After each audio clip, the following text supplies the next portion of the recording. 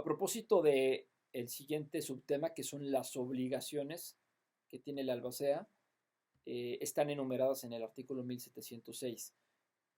A partir del artículo 1707 en adelante, viene un desglose o una reglamentación de las obligaciones a las que se encuentra sujeto la albacea. Pero pueden sonar o vamos a enumerar las que son más importantes, ¿no? La fracción primera señala que su primera obligación es asegurar los bienes de la herencia. ¿Qué quiere decir esto?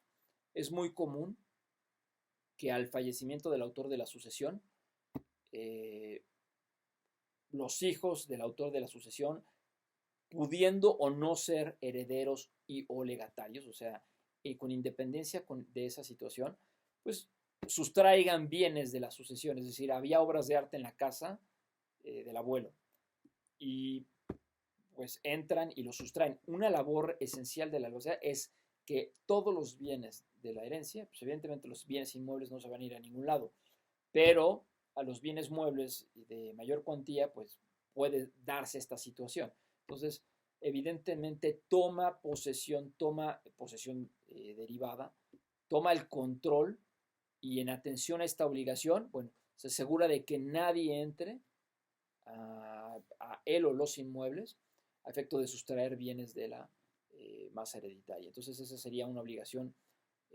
central en mi opinión, ¿no? En segundo lugar estaría como obligación en atención a las fracciones que señala el 1706, es la de formular el inventario, ¿no? El albacea, una de sus principales obligaciones es determinar qué hay en la masa, ¿no? ¿Qué conformaba esa universalidad jurídica?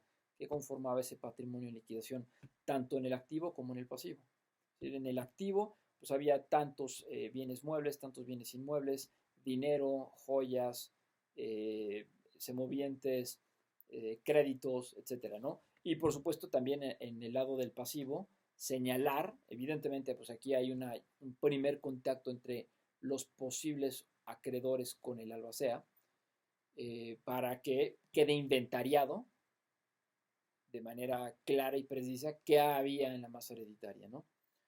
El tema de los avalúos, pues no le compete como tal al albacea elaborarlos, puesto que se requeriría un perito en la materia. Aquí una duda que surge de manera constante es, ¿para qué requieres hacer avalúo de los bienes inventariados?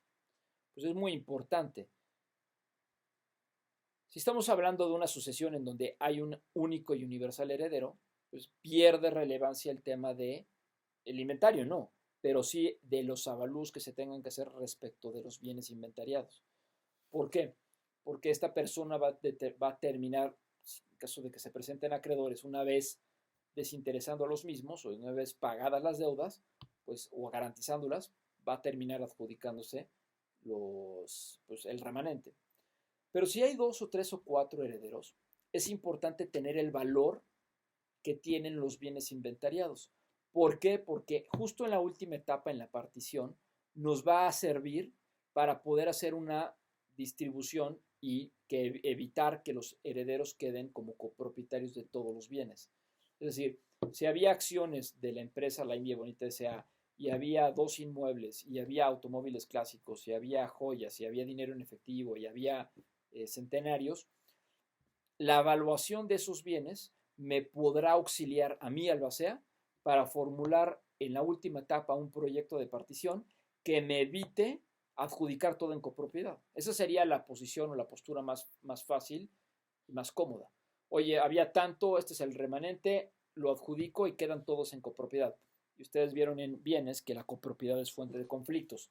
Entonces, el propio código en materia de copropiedad, si es en el libro segundo y en el libro tercero, a propósito de la partición, parten de una premisa básica.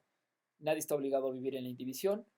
A los herederos no se les puede obligar a permanecer en la indivisión. Por ende, el avalúo de los bienes inventarios es trascendental para saber tener un valor objetivo y en la partición decir, a ver, puedo hacer lotes y decir, el inmueble de las Lomas o el inmueble de Valle de Chalco le toca al heredero 1, tiene un valor de avalúo de 2,5 millones de pesos. Las acciones, las 25 acciones de la India Bonita S.A. tienen un valor de avalúo de 2.500.000, de 2 millones de pesos. Los centenarios que había también, en su totalidad, por ser 10 o más, contabilizan 500.000 pesos. Entonces, a un heredero le puedo terminar, en la partición puedo determinar que se le adjudique el inmueble de Valle de Chalco. Al heredero 2, las acciones más los centenarios. Y al heredero 3, la colección de autos clásicos. De esa manera, puedo evitar que termine todo en copropiedad. Es decir, por eso es una parte importante. Los avalúos le compete, la realización de los mismos le compete pues, a un perito evaluador en la materia respectiva, ¿no? Si obras de arte, pues evidentemente tendría que ser un perito especializado, ¿no? La gran mayoría de las sucesiones, por ejemplo, con las que yo he tenido contacto, es realmente hay un bien inmueble, pues, el menaje de casa, hay una designación de único y universal heredero, entonces realmente en la gran mayoría de los casos no presenta problema. Todas estas reglas que estamos viendo, todas estas disposiciones alusivas al albaceazgo, las que veremos al final a propósito de la liquidación y la partición, son cuando existe en la masa hereditaria una cantidad considerable de bienes. ¿Sí?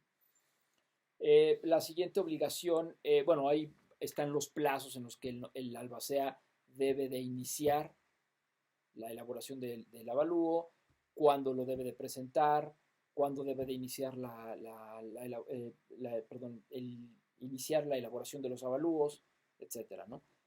Aquí también se empieza a complicar el tema sucesorio, no les pido, pero simplemente en la bibliografía viene.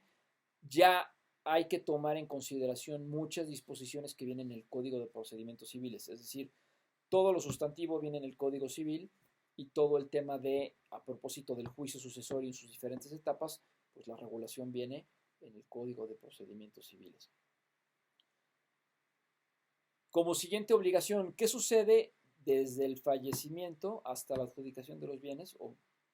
Pues ese activo tiene que ser administrado, ¿no?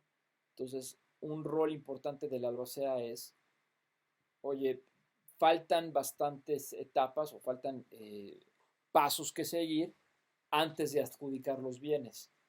Voy a tener que asumir un rol de administrar los mismos, a efecto de que no se dilapiden, que no se pierdan, para pues, cuidar y acrecentar el acervo hereditario. Esta es una obligación trascendental. A partir de esta administración de los bienes que tienen como encargo el albacea, es que se aprueban las cuentas que él rinde a los herederos de manera mensual, anual y la cuenta general del albaceazgo.